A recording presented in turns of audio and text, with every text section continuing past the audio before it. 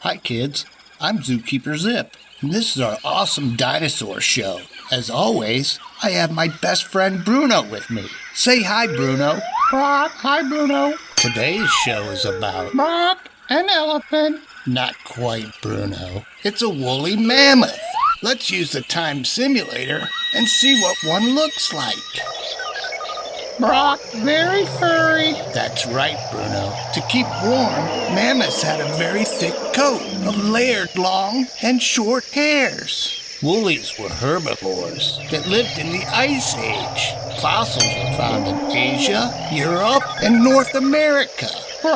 Big teeth. Very funny, Bruno. Those big tusks grew inward and were used to dig up food hidden in the snow or to protect themselves from other animals. Tusks could be as big as 14 feet or over 4 meters. A mammoth's tusks grew throughout their life, so you can tell a woolly's age by the growth rings, similar to the rings on a tree trunk.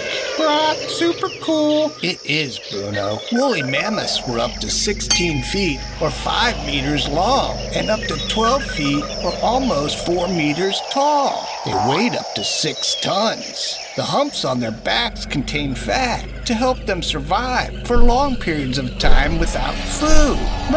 T-Rex Zip. How did he find us, Bruno?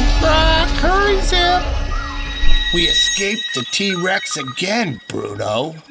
Barely. Okay, kids, that ends today's show, but we'll be back next week with more dinosaurs and more learning fun. Say bye, Bruno. Bye, Bruno.